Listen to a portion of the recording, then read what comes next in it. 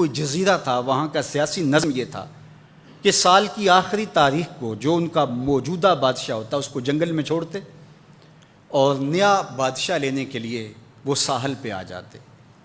جو پہلا شخص ساحل پہ اترتا اس کو اپنا حکمران مان لیتے، جو بھی حکمران بن جاتا وہ خوش ہو جاتا، حالانکہ اس کو بتا دیتے کہ ایک سال کے لیے تجھے منتخب کیا ہے، سال کی آخری تاریخ کو تخت سے اٹھائیں گے، باندھیں گے، جکڑیں گے، اور اسی جزیرے کے دوسرے کنارے ایک جنگل ہے جہاں خاردار جھاڑیاں اور موذی جانور ہیں، وہاں تجھے پھینک دیں گے۔ وہ بھول جاتا، کہتا دیکھی جائے گی۔ اور سال کی آخری تاریخ جب وہ رسیاں اور زنجیریں لے کے آتے تو وہ پریشان ہو جاتا کہ آنکھ جھپکنے میں سال گزر گیا، پتہ ہی نہیں چلا۔ پھر روتا ہوا چیختا ہوا اس جنگل میں جاتا اور لوگ اس کو چھوڑ کے آ جاتے اور درندوں کا رزق بن جاتا، اور جو بھی آتا اس نے کبھی انکار نہیں کیا تھا۔ پہلی بار ایسا ہوا کہ جس شخص کو انہوں نے ہار ڈالے، گارڈ آف آنر دیا، تعظیم تکریم دی، سیلوٹ کیا، اس نے کہا یہ سب کیا ہے؟ کہا کہ آج کے بعد تو ہمارا حکمران ہے۔ کہا میں تو امور سلطنت نہیں جانتا، میں تو تاجر آدمی ہوں، چیزیں بیچنے آیا ہوں۔ کہا کہ ہمارا اصول یہی ہے کہ سال کی پہلی تاریخ کو پہلا شخص جو جزیرے پہ قدم رکھتا ہے وہ ہمارا حکمران ہوتا ہے۔ اس نے کہا میں تو امور سلطنت کو نہیں جانتا، تو یہ کس طرح ذمہ داری قبول کر سکتا ہوں؟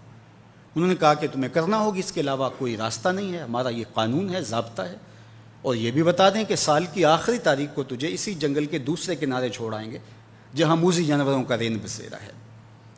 تو اس نے کہا اگر انجام اتنا دردناک اور خطرناک ہے پھر تو میں بالکل جانے کے لیے تیار نہیں ہوں۔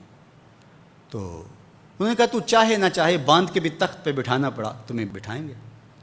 اس نے کہا اچھا مجھے یہ بتاؤ کہ سال بعد میری بات مانو گے یا نہیں؟ انہوں نے کہا کہ ہاں، قانون میں تو ترمیم نہیں کر پائے گا، لیکن یہ ہوگا کہ تیرے انتظامی حکم ہم ماننے پہ مجبور ہوں گے۔ اس نے کہا ٹھیک ہے، میں تمہارا حکمران بننے کے لیے تیار ہوں۔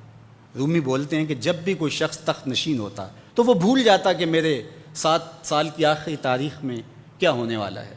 وہ عیش و عشرت کرتا اور یوں وقت گزارتا، سال کی آخری تاریخ آنکھ جھپکنے میں آ جاتی۔ لیکن یہ پہلا شخص تھا، تخت نشین ہوتے اس نے پہلا حکم نامہ جاری یہ کیا کہ کمانڈوز بلائے جائیں۔ بلائے گئے، کہا اس جنگل میں چلے جاؤ جہاں تم بادشاہوں کو پھینک کے آتے ہو، اور وہاں کے موذی جانور کاٹ ڈالو۔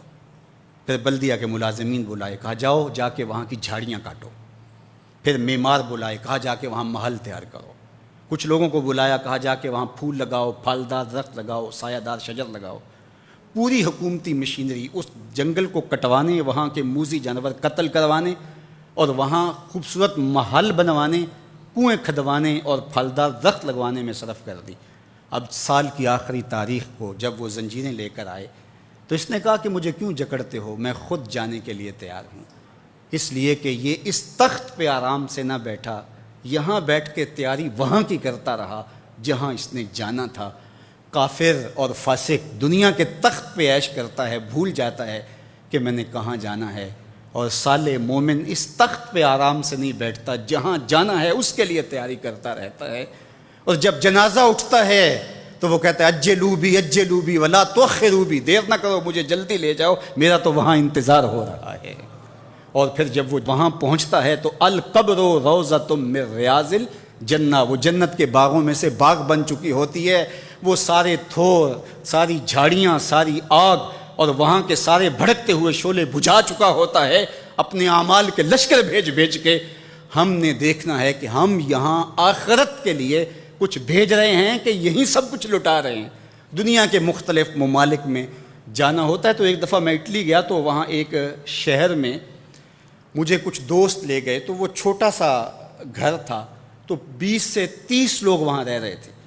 تو میں بڑا حیرت زدہ ہوا، تو میں نے کہا کہ آپ یہاں تنگ سی جگہ پہ 20-25 لوگ رہ رہے ہیں، تو اتنی مشکل میں کیوں رہ رہے ہیں؟ تو کوئی بڑا سا گھر خرید لیں، آسودہ رہیں۔ تو انہوں نے کہا کہ جناب آپ ہمارے علاقے میں جا کے دیکھیں، 5-5 کنال کے گھر ہم نے وہاں شروع کیے ہیں۔ ہم یہاں کمائی کرنے آئے ہیں، عیش کرنا تھوڑے آئے ہیں، ہم تو چند سالوں کے لیے یہاں آئے ہیں، اس لیے ہم یہاں سے کماتے ہیں، بھیجتے وہاں ہے جہاں ہم نے ہمیشہ جا کے رہنا ہے۔ میں نے کہا یہی تو میں سمجھانے آیا ہوں، جہاں جتنا رہنا ہے وہاں کا انتظام بھی اس حساب سے کرو۔ حضور نے فرمایا کن فی الدنیا کانک غریب او عابر السبیل، دنیا میں ایسے رہو جس طرح مسافر اجنبی رہتا ہے۔ دنیا پر جینا لگا کے بیٹھ جاؤ، چند دن کے لیے آئے ہو، یہ آخرت کی کھیتی ہے، دارالعمل ہے، وہ آخر دارالجزا ہے۔ تو قبل اس سے کہ وہ وقت آئے ہاتھ ملتے رہ جائیں، توبہ کا در کھلا ہے، سورج ابھی مغرب سے طلوع نہیں ہوا، اللہ کی رحمتیں برس رہی ہیں، اٹھے ہوئے ہاتھ وہ موڑتا نہیں، خالی نہیں پھیرتا۔ تو اس کی دہلیز، اس کا در، اس کی چوکھٹ نہ چھوڑنا، اور آج غور کرنا کہ ہم کھڑے کہاں ہیں۔